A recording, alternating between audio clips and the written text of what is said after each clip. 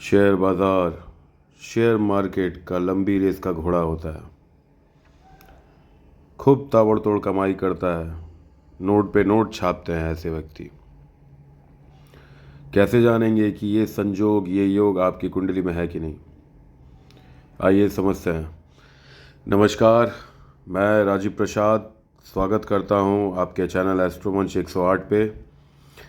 यहाँ मैं इस विषय के बारे में 2 सूत्र बताने जा रहा हूँ आपको।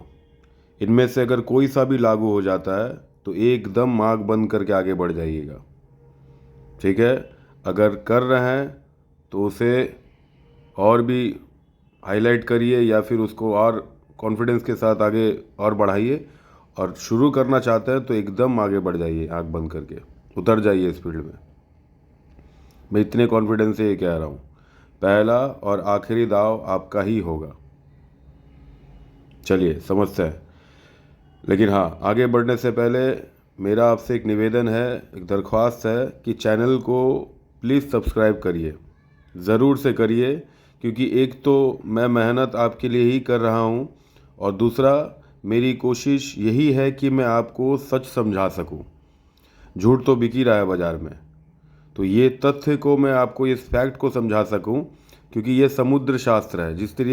जिस तरीके से समुद्र को नापा नहीं गया, इस तरीके से इस शास्त्र को भी नापा नहीं जा सकता है। लेकिन कितनी गहराई में क्या कुछ मिलेगा ये चीज़ समझना बहुत ज़रूरी है। इसीलिए मैं तथ्यों को समझाने की कोशिश करता हूँ, तत्वों को नहीं। जैसा मैं पहले वीडियो में भी बता चुका आपको। इस वीडियो को आपको ध्यान से देखना ही है, देखना पड़ेगा, क्योंकि अगर नहीं देखेंगे तो आपको समझ में नहीं आएगा। So please do subscribe and watch this video till the end, नहीं तो कुछ भी समझ में नहीं आएगा। चलिए अब देखिए, सबसे पहले ये समझना ज़रूरी है कि इस विषय को किस भाव से समझा जाता है।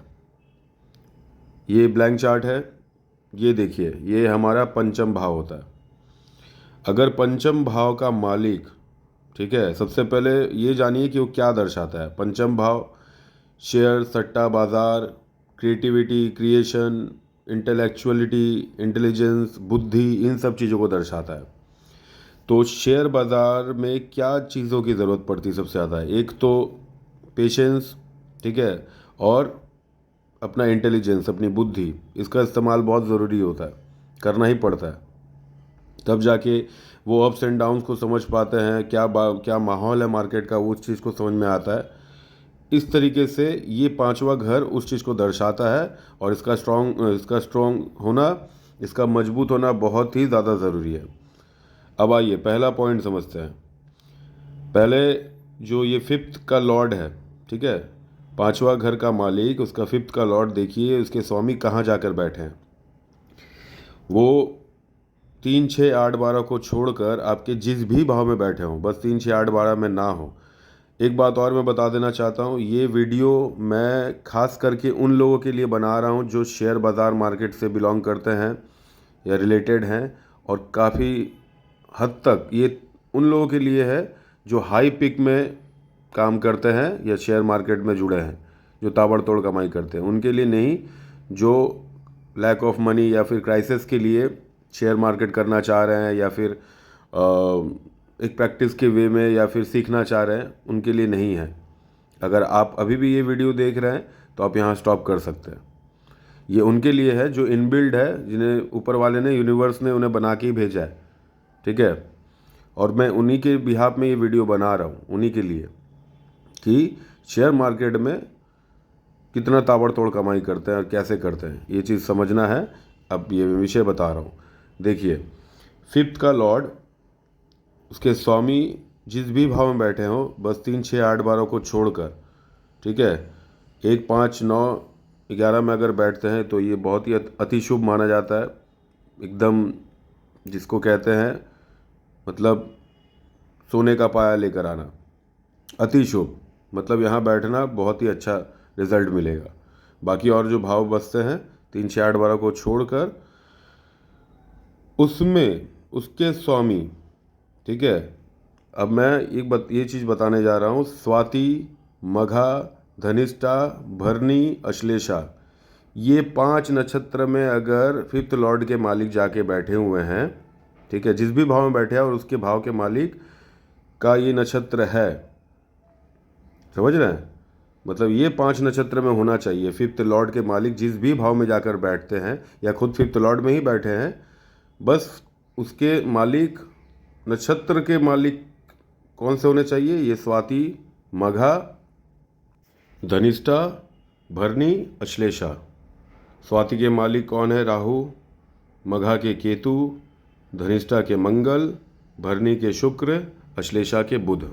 ये 5 नक्षत्र में होने चाहिए फिफ्थ लॉर्ड के मालिक, ठीक है, जिस भी भाव में बैठे हो, 3, 6, 8, 12 को छोड़कर जिस भी भाव में बैठे हो, ये 5 नक्षत्र में होना चाहिए।